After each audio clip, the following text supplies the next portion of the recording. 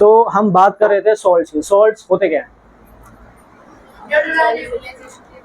से बनते हैं, न्यूट्रलाइजेशन से बनते हैं, वो तो हो गई फॉर्मेशन। होते क्या है? जैसे हमने एसिड को डिफाइन किया कि H+ ion that dissociate in water, base को किया OH ion dissociate in water. ऐसे सॉल्ट क्या हैं? जितने भी हमने आयनिक कंपाउंड बनाए, जैसे कि एक हमने बनाया NaCl, एक CaCl2, एक एल्यूमिनियम ऑक्साइड, और क्या था, मैग्नीशियम क्लोराइड, कैल्शियम क्लोराइड, ये सारे क्या थे? ये सारे सॉल्ट्स हैं। तो इनमें कॉमन चीजें क्या थी? इक्वल आयन से, यानी लास्ट में क्या हो रहे थे? बैलेंस हो रहे थे। जैसे कि Na के पास एक फालतू था, Cl के पास एक की कमी थी, इसने इसको ट्रांसफर कर दिया और ये क्या बन गया आपका? Na+ और Cl नेगेटिव। अब ये चार्ज क्या हो गए? बैलेंस हो गए थे, प्लस और माइनस, तो एक न्यूट्रल कंपाउंड आ गया हमारे पास NaCl। तो सॉल्ट्स को हम कैसे डिफाइन करेंगे? Salts are neutral ionic compounds.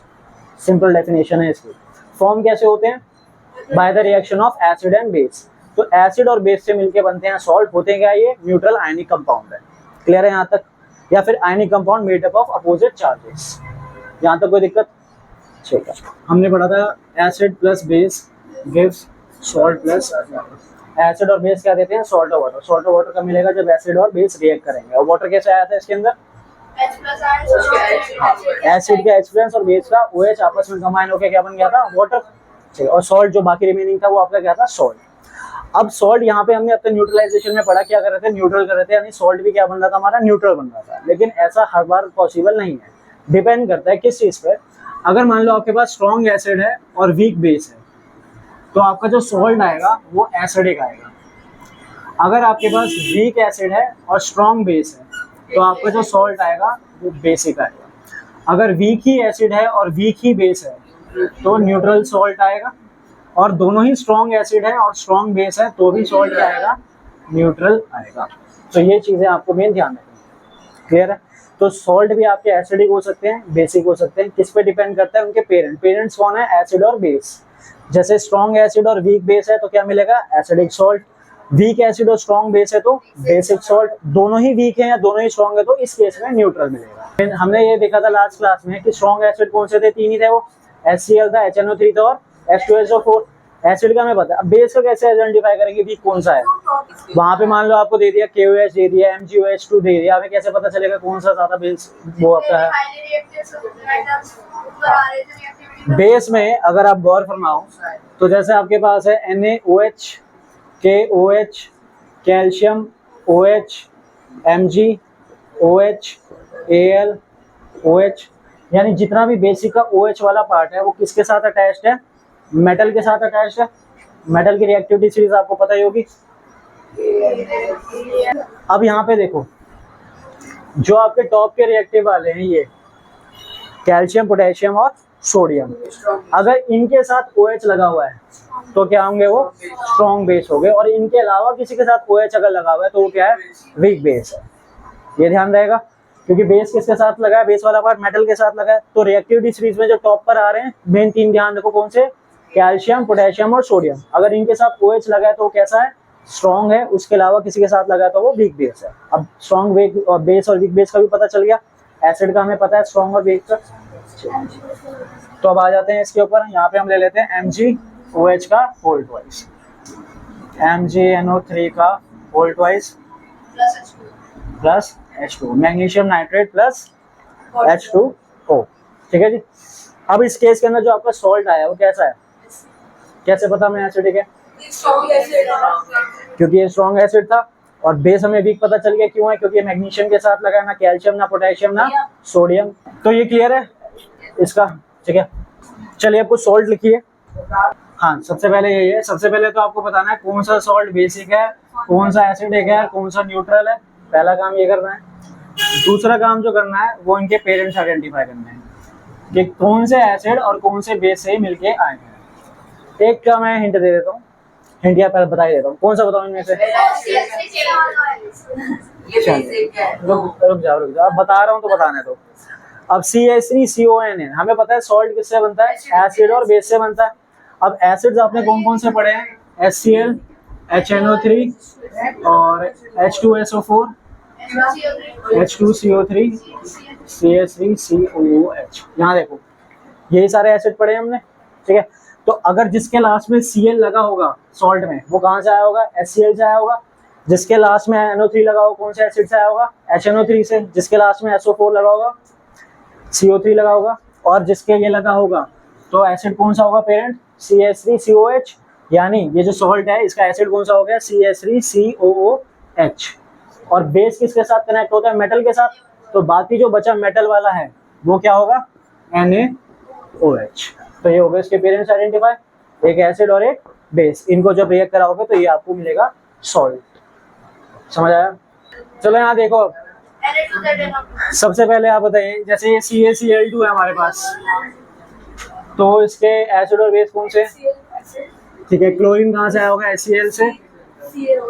और ये कहाँ से आया, CaOH वोल्ट वाइज, ठीक है। तो ये भी स्ट्रॉन्ग है, ये भी स्ट्रॉन्ग है, क्या हो गया, ये न्यूट्रल हो गया, ठीक है। अब इसकी बात करते हैं, आप बताइए।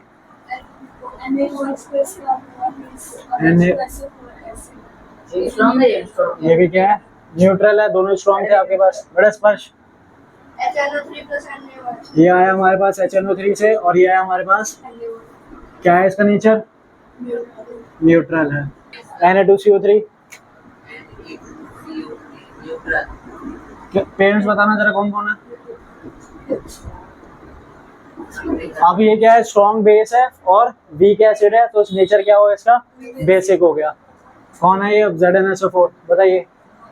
ZnOH का होल ट्वाइस प्लस H2SO4, ठीक है। तो आपको क्या मिला, ZnSO4, नेचर क्या है इसका। चलो ZnCO3, ZnOH, बहुत अच्छे, अभी बताया 2 है, फिर भी H2CO3। तो ये कौन सा है, वो रहेगा ना, अमोनियम क्लोराइड, अमोनियम क्लोराइड भी तो रहेगा, NH4Cl। अब Cl कहाँ से आया, ये आप बताओ। हाँ, HCl से आया। और ये बचा कहाँ से आया होगा, इसके साथ आया होगा। नेचर क्या है, एसिड है, ठीक है। अब ये क्लियर है सॉल्ट का सीन।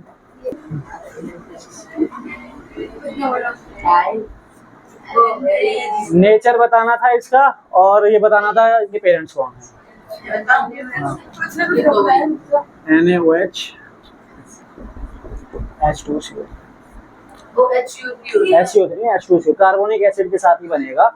मैंने आपको बताया था कि जो कार्बन बाइकार्बोनेट है, रिएक्शन वगैरह सब कुछ सेम रहती है, बस फर्क किस चीज में आता है, बैलेंसिंग के अंदर आता है। तो अगर ये बाइकार्बोनेट दे रखा है तो इसका भी कौन था, ये, हाँ, ये न्यूट्रल नहीं है, बेसिक सॉल्ट है, बेकिंग सोडा है ये, बेकिंग सोडा, NaCO3। अभी एक नंबर के लिए इतनी मशक्कत थी, ठीक है। अब जहाँ यहाँ से जो मेन चैप्टर आपका स्टार्ट होता है वो यहाँ से स्टार्ट है, जो इम्पोर्टेंट टॉपिक है आपका। अब हमें इसमें सॉल्ट्स बनाने हैं, कौन कौन से बनाने हैं। एक हम बनाएंगे कॉस्टिक सोडा, ब्राइन से। एक आप बनाओगे इसके अंदर washing soda, baking soda, bleaching powder, POP और जिप्सम, ठीक है। और लास्ट जो टॉपिक है वो है वाटर ऑफ क्रिस्टलाइजेशन। अब 6 टॉपिक हैं, ये 6 सबसे इंपॉर्टेंट टॉपिक है पूरे चैप्टर के अंदर। 1 2 3, पहला है आपका कॉस्टिक सोडा, क्लोरो-अल्कली प्रोसेस, ये तो बहुत ही इंपॉर्टेंट है, क्लोरो-अल्कली प्रोसेस आता है। फिर वॉशिंग सोडा बनाएंगे हम, फिर इसका बेकिंग सोडा, ब्लीचिंग, पीओपी, और लास्ट में वाटर ऑफ क्रिस्टलाइजेशन, यानी हाइड्रस और अनहाइड्रस सॉल्ट, ये हमें पढ़ने हैं। तो एक एक करके स्टार्ट करते हैं। सबसे पहले है क्लोरो-अल्कली प्रोसेस, क्या होता है ये नहीं बताना है, ठीक है, मैं बताऊंगा। ब्राइन क्या होता है ये बताना है, हाँ बताओ। आपने एक गिलास ठंडा पानी लिया, उसमें ढेर सारा नमक डाल दिया जब तक कि वो सैचुरेटेड ना हो जाए, उससे थोड़ा सा सैचुरेशन समझते हो ना, कि जब वो मिक्स होना बंद हो जाए तो वो जो सॉल्यूशन तैयार होगा वो आपका क्या है, ब्राइन है, यानी cold and concentrated solution of NaCl and water. एक नंबर का क्वेश्चन है, व्हाट इज ब्राइन। तो brine is cold concentrated solution of salt and water. यहाँ तक क्लियर है। अब हमें क्या करनी है, ब्राइन की इलेक्ट्रोलिसिस। इलेक्ट्रोलिसिस समझते हो, बिजली की मदद से दोनों को हमें क्या करना है, अलग अलग करना है, और हमारा बन के तैयार होगा कॉस्टिक सोडा, जिसका फॉर्मूला है आपके पास NaOH। NaOH is your caustic soda.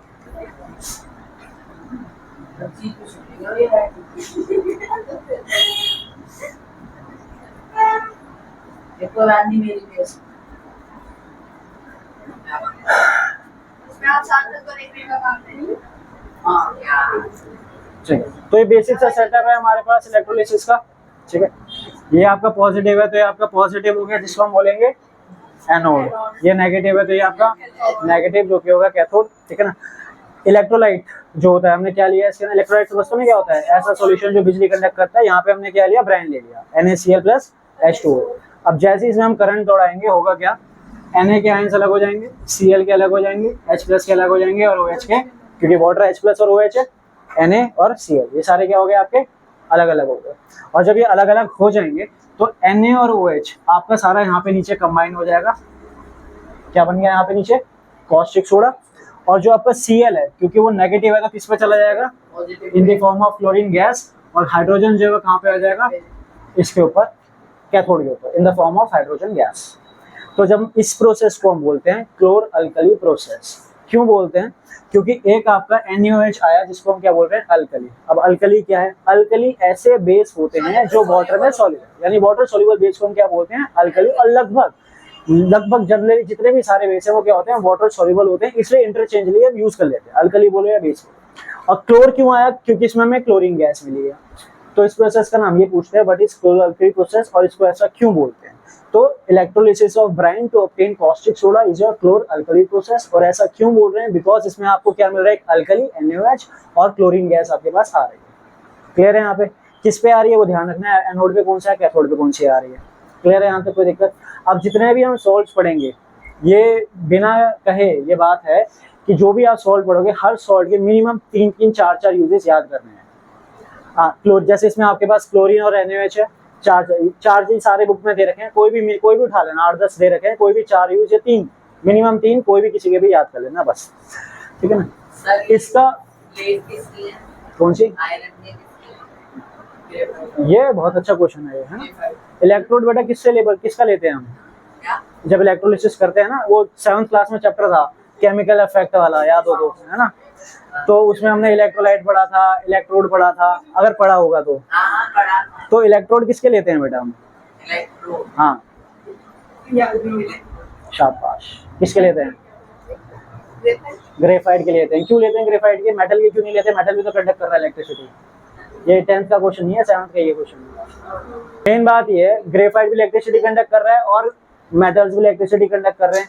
Metal इसलिए नहीं लेते क्योंकि यहाँ पे हम क्या लेते हैं, सॉल्ट सोल्यूशन या एसिडिक सोल्यूशन। अगर आपने इसमें मेटल डिप कर दिया तो क्या करेगा, रिएक्ट करना स्टार्ट कर देगा, वो मेटल ही सारा खराब हो जाएगा, ये जो इलेक्ट्रोड्स हैं। तो हमने किससे लिया, ग्रेफाइट। ग्रेफाइट रिएक्ट नहीं करता है, इसलिए वो लंबा चलता है। इसलिए जितने भी सेल्स होते हैं उसमें जो इलेक्ट्रोड लेते हैं वो क्या डालते हैं, ग्रेफाइट डालते हैं, क्योंकि ग्रेफाइट रिएक्ट नहीं करता, सिंपल सा। क्लियर है ये चीज, आए आगे बढ़े, मेन ये था नहीं। तो ये क्लोरोल प्रोसेस क्लियर है, ठीक है। अब इसमें से जो क्वेश्चन आता है वो XYZ वाला भी आता है। जैसे कि आपने यहाँ एक कंपाउंड था, उसकी आपने इलेक्ट्रोलिसिस करी, ठीक है, कंपाउंड A था, आपने उसकी इलेक्ट्रोलिसिस करी, आपको मिला एक कंपाउंड B और एक गैस इवॉल्व हुई C। अभी तक हमें कुछ नहीं पता चला। जो गैस इवॉल्व C हुई है वो यूज होती है ब्लीचिंग पाउडर बनाने में। ये अभी ब्लीचिंग पाउडर जब बनाएंगे तो देखेंगे क्लोरीन का इस्तेमाल होता है ब्लीचिंग पाउडर बनाने में। तो यहीं से आपको पता चल गया गैस कौन सी है, C, क्लोरीन। तो हमने जो भी सॉल्ट बनाया उसमें क्लोरीन किसमें रिलीज हो रही है, इसके अंदर रिलीज हो रही है। तो ये हो गया आपका क्या, ब्राइन हो गया, और ये आपका कॉस्टिक सोडा हो गया। करेंगे प्रैक्टिस, उसकी मेन समझ आया थीम क्या है क्वेश्चन की, ठीक है ना। चलिए अब बनाते हैं वॉशिंग सोडा। वॉशिंग सोडा जो हम बनाएंगे उस प्रोसेस का नाम है सॉल्वेज प्रोसेस। 3 स्टेप की रिएक्शन है इसके अंदर, ठीक है, 3 रिएक्शंस होंगी इसके अंदर। पहला आप लोगे Bryan, H2O plus NaCl plus साथ में लेंगे, ठीक है, और यहाँ पे हम इन सबको क्या कर देंगे, कंबाइन कर देंगे, और क्या बन के तैयार होगा हमारे पास, NH4Cl, और साथ में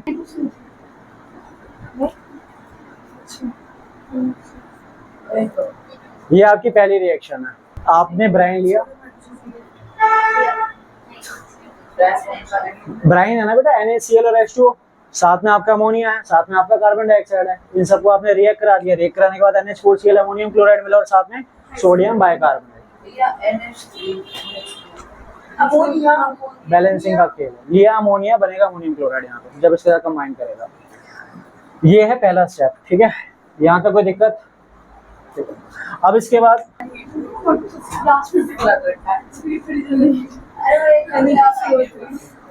ठीक है, प्लस कुछ है साथ में? हाँ है, और ये कार्बन डाइऑक्साइड नहीं शायद, और कुछ है साथ में? एक सेकंड H2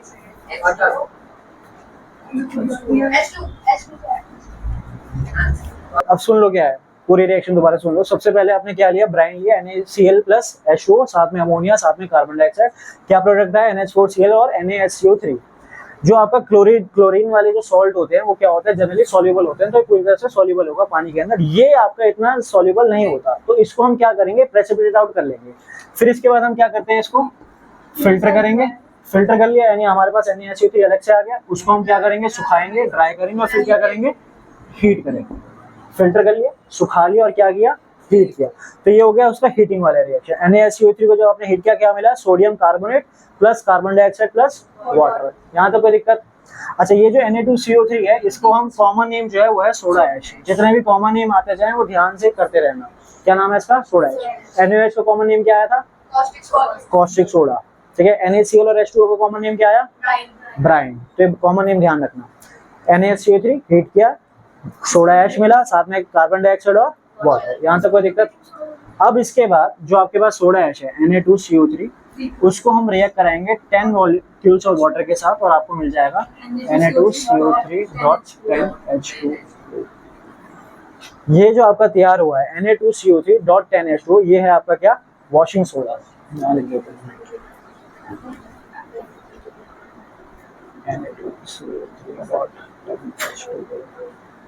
वॉशिंग सोडा है। ठीक है, ये तो हो गया इसका क्या, कॉमन नेम। और केमिकल नेम क्या है, सोडियम कार्बोनेट डेका हाइड्रेट। यहाँ तक कोई दिक्कत आएगी 10 वाले में, है ना। तो पहले उसका सीन समझ लेते हैं। हमारे पास जितने भी डॉट H2O होते हैं, हालांकि लास्ट में पढ़ना था वाटर ऑफ क्रिस्टलाइजेशन, पहले बताता हूँ क्योंकि आगे जगह बहुत ज्यादा यूज होंगे। जहां भी आप देखो डॉट H2O, इसका मतलब क्या है, वो वाटर ऑफ क्रिस्टलाइजेशन है। और वाटर ऑफ क्रिस्टलाइजेशन क्या होता है, उसकी वजह से सॉल्ट गीला नहीं है, सॉल्ट में पानी नहीं है, क्या है, water molecules attach to the crystal lattice of a compound. Crystal lattice क्या था, जैसे कि मान लेते हैं ये हमारे पास सोडियम कार्बोनेट का क्या है, स्ट्रक्चर है। सोडियम कार्बोनेट का क्या स्ट्रक्चर है, ठीक है। अब सोडियम कार्बोनेट क्या है आपका, आयनिक तरीके से बनेगा, क्योंकि ये आपका पॉजिटिव है और ये आपका क्या है, नेगेटिव है। तो ये उसका क्रिस्टल लैटिस है। क्रिस्टल किसके बनते हैं, सिर्फ आयनिक कंपाउंड के बनते हैं। तो क्योंकि Na पॉजिटिव है, CO3 क्या है, नेगेटिव है, तो ये आयनिक कंपाउंड आपका तैयार हुआ, उसका क्या बन गया, ये क्रिस्टल लैटिस। होता नहीं है ऐसा, मान के चलते हैं, ये उसका क्या है, स्ट्रक्चर है। अब डॉट H2O जो है वो है वाटर ऑफ क्रिस्टलाइजेशन, यानी वाटर के मॉलिक्यूल्स क्या होंगे, इसके स्ट्रक्चर के अंदर अटैच होंगे बस। और एक लैटिस, एक स्ट्रक्चर कितने अटैच कर सकता है, वो पूरी तरह उस पर ही डिपेंड करता है। अब जैसे सोडियम कार्बोनेट है, वो कितने अटैच कर सकता है अपने साथ, 10 कर सकता है। आप एक्चुअली में इसमें 10H2 मॉलिक्यूल से रिएक्ट नहीं करा रहे, आप किससे रिएक्ट करा रहे हो, पानी से ही रिएक्ट करा रहे हो। ये तो हमने बैलेंसिंग के लिए लिखी है यहाँ पे, आप किससे रिएक्ट करा रहे हो, पानी से रिएक्ट करा रहे हो। लेकिन जो जुड़ेगा अपने स्ट्रक्चर के साथ लेगा, वो कितने लेगा, 10H2 लेगा, इसलिए हम यहाँ पे क्या लिखते हैं, 10H2 लिखते हैं। बात समझ आई? तो 10H2O क्या है, वाटर ऑफ क्रिस्टलाइजेशन, जो कि सोडियम कार्बोनेट के साथ जुड़ा हुआ है। क्लियर है? वाटर ऑफ क्रिस्टलाइजेशन क्या है, water molecule attach to the crystal lattice of a compound. Clear है? लैटिस मतलब बेटा स्ट्रक्चर, लैटिस मतलब स्ट्रक्चर, क्रिस्टल मतलब आयनिक कंपाउंड। आयनिक कंपाउंड के स्ट्रक्चर के साथ जो जुड़ा हुआ है वाटर का मॉलिक्यूल, उसको बोलेंगे क्या, वाटर ऑफ क्रिस्टलाइजेशन। ठीक है, और वो उसका नंबर फिक्स होता है। जैसे सोडियम कार्बोनेट है, इसका नंबर क्या है, फिक्स है, 10 है, ना 11 होगा ना 8 होगा। ऐसे पीओपी का हमने पढ़ा है, कितना होता है, हाफ होता है, वो हाफ ही रहेगा। जिप्सम का 2 होता है, वो 2 ही रहेगा। रस्ट जब हमने कर रहे थे, रस्ट का फॉर्मूला क्या था, Fe2O3 डॉट, अब वहां पे X था, वहां पे X क्यों है, क्योंकि हमें ये नहीं पता कि मॉइस्चर से, हाँ, तो X का क्योंकि वो रस्ट है, आयरन के ऊपर लग रहा है, वो डिपेंड नहीं कर रहा है वो एयर में कितने मॉइस्चर के साथ एक्सपोज है, तो इसलिए वहां पे हम क्या लेके चलते हैं, X लेके चलते हैं। बाकी जगह क्या है आपके फिक्स है। क्लियर है यहाँ तक? तो क्लियर है यहाँ पे क्या आया 10H2 में। तो ये 3 रिएक्शन है, दिखाने इस तरीके से है। पहला रिएक्शन इसमें आपका ये आया, आप ये बताओगे फिल्टर किसको करोगे आप, NaSCO3 को आपने फिल्टर किया, ड्राई किया, हीट किया। सेकंड रिएक्शन जिसके अंदर आपका क्या आएगा, सोडा ऐश आएगा। और तीसरी रिएक्शन आपकी ये। क्लियर है? इसके अंदर कोई दिक्कत वॉशिंग सोडा की प्रिपरेशन में? चलिए देखिए अब वॉशिंग बेकिंग सोडा कैसे बनेगा हमारा। हमारे पास पहले ब्राइन था, ये तो था ही, साथ में हमने अमोनिया भी लिया था और साथ में हमने कार्बन डाइऑक्साइड लिया।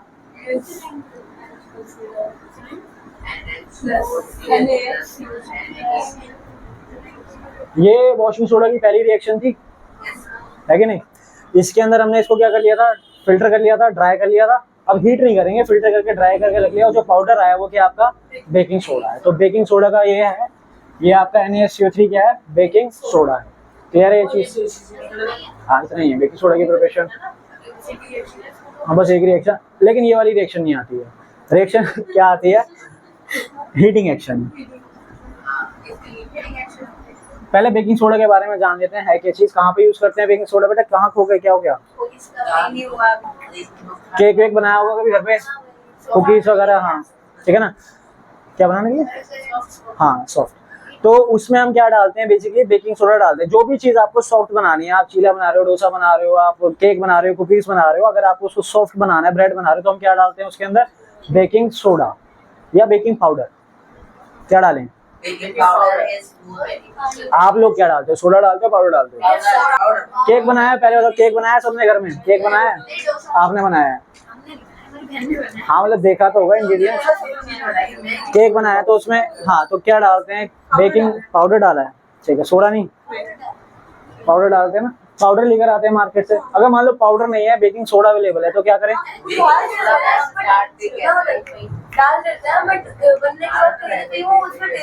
देखो बेकिंग सोडा का क्या सीन है, बेकिंग सोडा आपका क्या है, बेसिक होता है नेचर में, है कि नहीं? तो बेकिंग सोडा को जब आप डालते हो, आपने मान लो केक के अंदर डाल दिया क्या, बेकिंग सोडा, और केक को हम ओवन में रख देंगे, वो क्या करेगा, हीट होगा।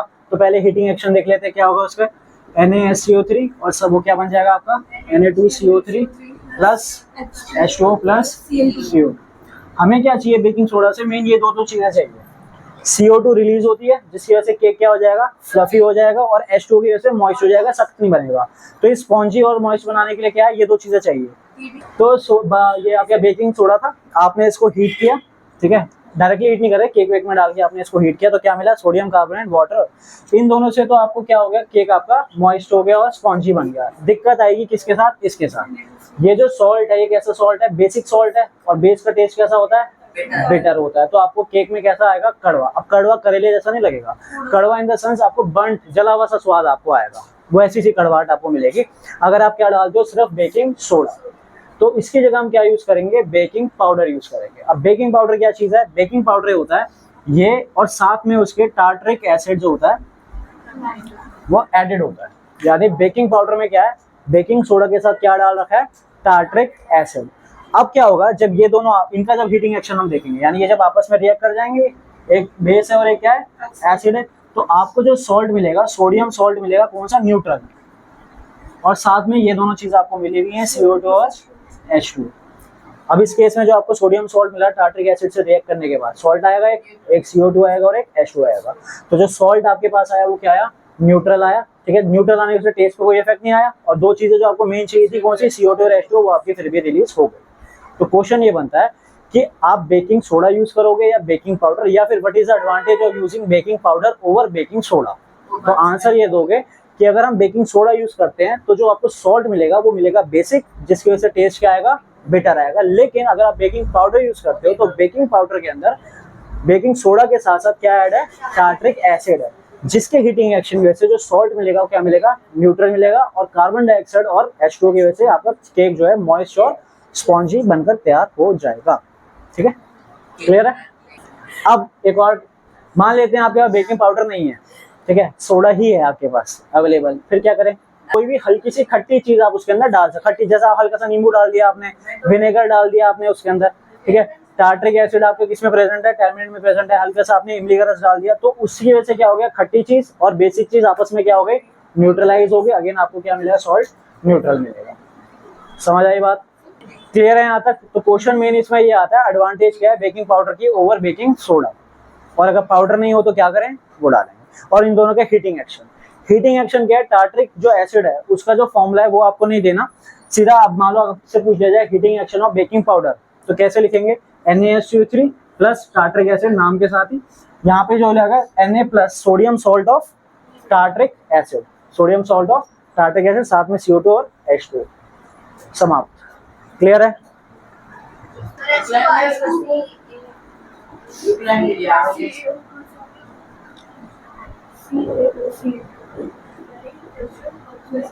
कैल्शियम ऑक्सीक्लोराइड यही है आपका ब्लीचिंग पाउडर और ये हो गई आपकी फॉर्मेशन ऑफ ब्लीचिंग पाउडर, ठीक है ना।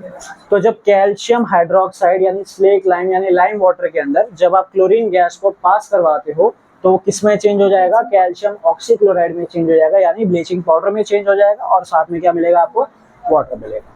क्लियर है यहाँ तक? ये फॉर्मेशन होगी ब्लीचिंग पाउडर की।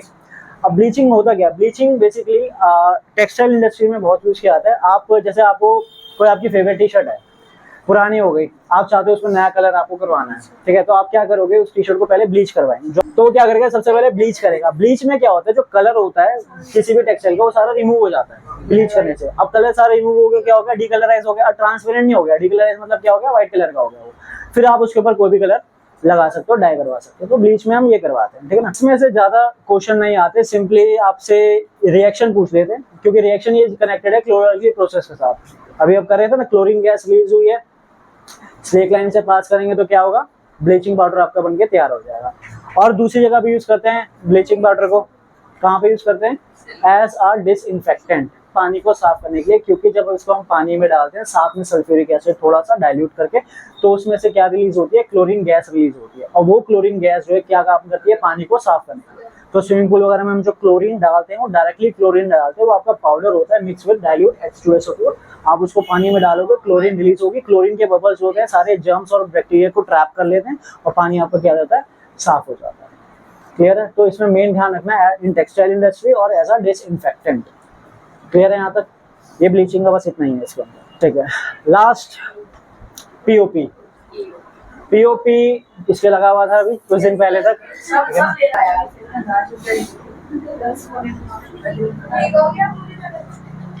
देखिए जी, ये है पीओपी की सरल सी रिएक्शन। हाँ, कौन सा है इसमें से, ये आपके पास है CaSO4.2H2O, calcium sulphate dihydrate, calcium sulphate dihydrate. आपने इसको क्या किया, हीट किया। कहाँ तक हीट करते हैं हम, कौन सा टेम्परेचर तक हीट करेंगे, यानी 100 डिग्री सेल्सियस तक हम इसको हीट करेंगे, ठीक है। आपको क्या मिल जाएगा, कैल्शियम सल्फेट हेमीहाइड्रेट। हाफ का मतलब क्या हो गया, ये हेमीहाइड्रेट, और 1.5 H2O आपका सेपरेट हो जाएगा। तो ये जो आपका आया calcium sulphate hemihydrate, this is your POP, plaster of Paris. किससे बना है, जिप्सम से बना है। क्लियर है ये चीज? इसी का रिवर्स रिएक्शन मान लेते हैं, आपके पास पीओपी था, ठीक है, आपने उसके अंदर पानी डाल दिया, पीओपी का पाउडर होता है, आपने उसके अंदर पानी डाल दिया, उसको दीवार पे अप्लाई कर दिया, वो क्या हो जाएगा, फिर हार्ड हो जाता है वो थोड़ी देर में। तो ये वापस से क्या बना लेता है, जिप्सम, यानी जो हार्ड मास आपका सेट हो जाता है वो क्या है, वापस से आपका जिप्सम। तो जिप्सम से ही पीओपी बना, जब उसे 100 डिग्री तक हीट करेंगे, और पीओपी से ही आपको जब उसमें पानी मिला दोगे क्या बन जाएगा, वो सेट होने के बाद जिप्सम बन जाएगा। तो यानी इसके हाथ पे जो चढ़ा हुआ था, जो हार्ड हो गया था, वो क्या था, जिप्सम था। किससे बना था वो, पीओपी में पानी मिलाने के बाद अप्लाई किया, सेट हो गया, क्या बन गया वो, जिप्सम। अब इसमें से क्वेश्चन क्या आता है, 2 क्वेश्चन बनते हैं इसमें। पहला क्वेश्चन, नहीं 3 हो गए फिर तो, अच्छा याद दिलाया। पहला क्वेश्चन ये है कि 100 डिग्री तक ही हीट क्यों करते हैं, 100 डिग्री से ज्यादा हीट क्यों नहीं करते। क्योंकि अगर आप इसे 100 डिग्री से ज्यादा हीट करोगे तो इसका जो वाटर क्रिस्टलाइजेशन है वो क्या हो जाएगा, खत्म हो जाएगा, और वो क्या बन जाएगा, डेड बर्न प्लास्टर। तो कॉमन नेम ध्यान रखना, CaSO4 का कॉमन नेम क्या आ गया, डेड बर्न प्लास्टर, ठीक है। CaSO4 का कॉमन नेम आ गया डेड बर्न प्लास्टर। तो अगर 100 डिग्री से ज्यादा हीट करेंगे तो क्या बन जाएगा, डेड बर्न प्लास्टर, उसका जो वाटर क्रिस्टलाइजेशन है वो आपका खत्म हो जाएगा।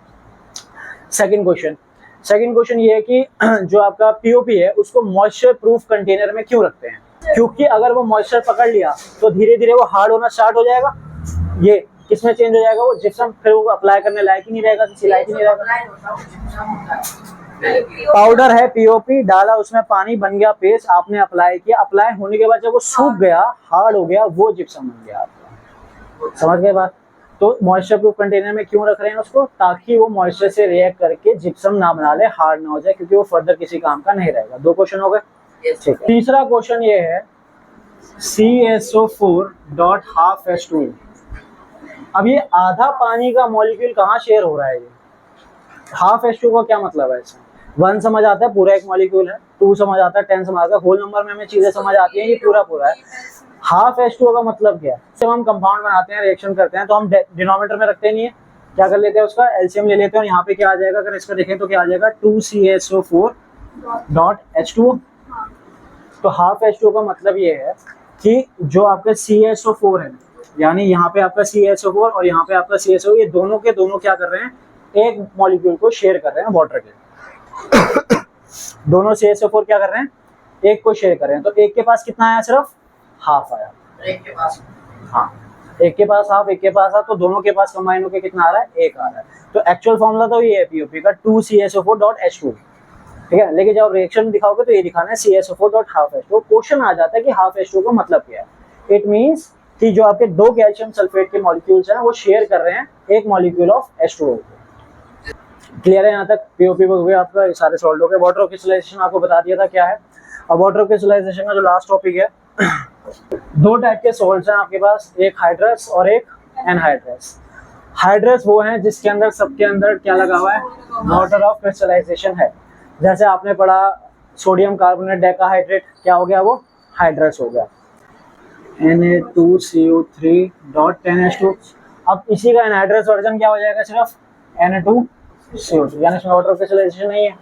हमने पढ़ा CSO4.half H2O, ये था हाइड्रस।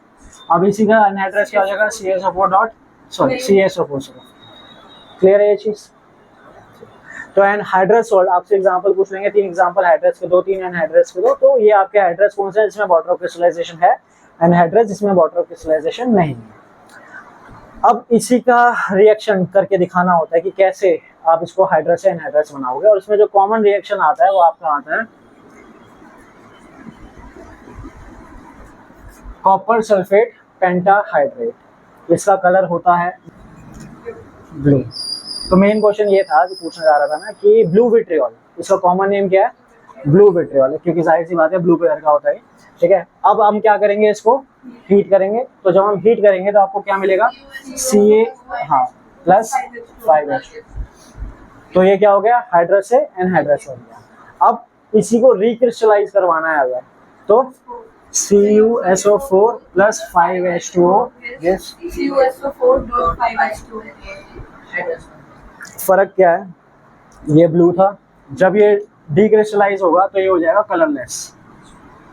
यानी जितने भी वाटर ऑफ क्रिस्टलाइजेशन वाले आपको सॉल्ट होते हैं उनके लगभग कुछ ना कुछ कलर होते हैं, ठीक है ना। जब उसको आप डिक्रिस्टलाइज कराओगे, जब उसमें से वाटर निकाल दोगे, उसको एनहाइड्रस बना दोगे, तो क्या हो जाएगा, कलर अपना लूज कर देंगे, वो कलरलेस हो जाएगा। लेकिन जब दोबारा से रिक्रिस्टलाइज कराओगे तो वापस से अपना कलर गेन कर लेंगे। ये लास्ट टॉपिक था बस, ठीक है ना। अब कुछ विट्रियोल लिख लो, जैसे कि ब्लू विट्रियोल लिख लेना और ग्रीन विट्रियोल लिख लो। ब्लू और ग्रीन तो मेन है। ब्लू विट्रियोल आपका कॉपर सल्फेट पेंटाहाइड्रेट है, ग्रीन विट्रियोल आपका आयरन सल्फेट हेप्टाहाइड्रेट है, यानी FeSO4.7H2, ठीक है ना। जितने भी सॉल्ट पढ़े हैं सबके यूजेस जरूर कर लेना, 3 यूजेस। जैसे कि सबसे मेन जो आता है जो XYZ वाले क्वेश्चन के लिए, कि एक केमिकल कंपाउंड है X जो कि यूज होता है बनाने में बोरेक्स। हाँ, तो ये बोरेक्स बनाने में कौन यूज होता है, अरे वो X है, वॉशिंग सोडा, ठीक है ना। तो ध्यान रखना है, ये ग्लास इंडस्ट्री में यूज होता है वॉशिंग सोडा। तो ये मेन जो यूजेस है ना, इनके याद रखने हैं XYZ वाले क्वेश्चंस के लिए।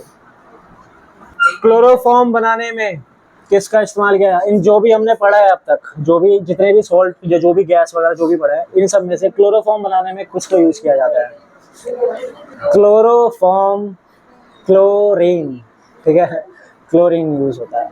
बस ठीक है, हो गया चैप्टर, इसमें यही है। मेन जो आपको ध्यान रखना है वो सॉल्ट्स हैं, जितने भी सॉल्ट के प्रिपरेशन है उनके common name, water of crystallisation, decrystallisation, recrystallisation